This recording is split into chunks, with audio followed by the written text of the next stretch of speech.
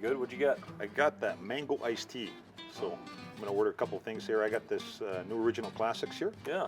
And I'm flipped over. Maybe it's the trim side of me. I'm going for the summer salad here. And you're giggling still. I am. But since you're buying, Yeah. I'm going to get this creamsicle cheesecake. Haven't been able to take that off of this either. That looks pretty good. I may have a little bit of that, but I'm paying it. But no gardening. I know you might garden. No garden it since it was your job. I'll hold on. I've been eyeing this linguine suprema from the full menu. I'm going to have that, throw a little bit of chicken on there. Maybe I'll slender up a little bit. You can add on, I'll slender up. I might dive into that too. That's right. Bob, I want to dive right into this. We know we're going to have some fun in this little piece right here. You're smirking already. That's right. You know I am. And I know you are too. Let's talk about some memorable moments. What's your most memorable moment as a player? For me, not even close.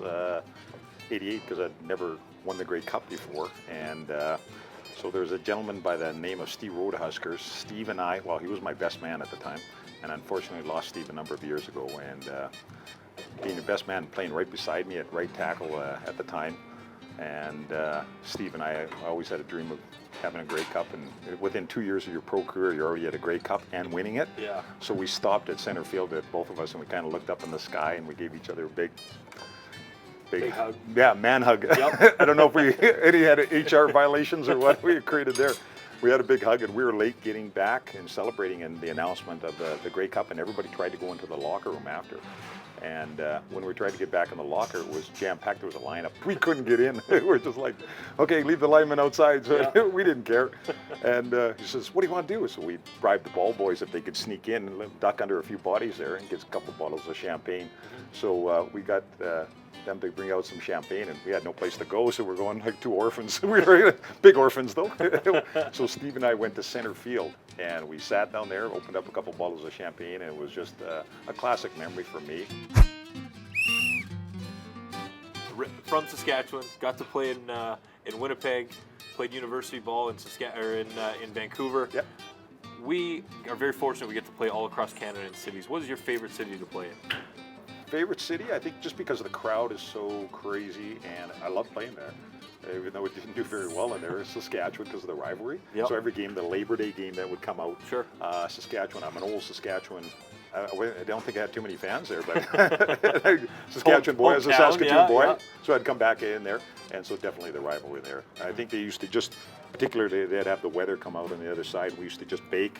It used to be a 35-degree temperature day. Sure, and they'd bake heaters on back there probably exactly. for you. And on the other side, I think they were sitting in the shade drinking coolers and stuff like that, enjoying it, and they'd beat the hell out of us all the other side. So by far the best game for me. I enjoyed it.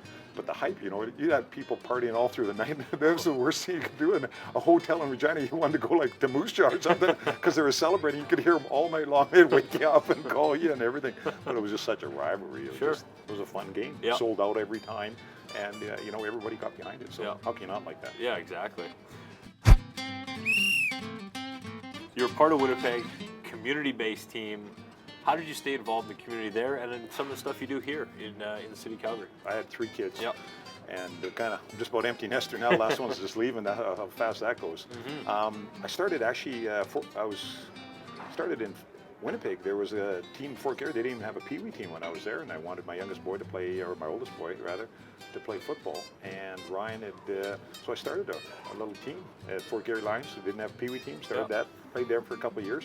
So I'd coached football all the way through, and then in fact, I've coached community football in Calgary here for, the last 8 years or 10, and on top of that, we in high school the last 3 years. So I've been fortunate enough to even coach my youngest boy. Sure. Won the provincial championships here the last 2 years with the high school with Rundle. Great.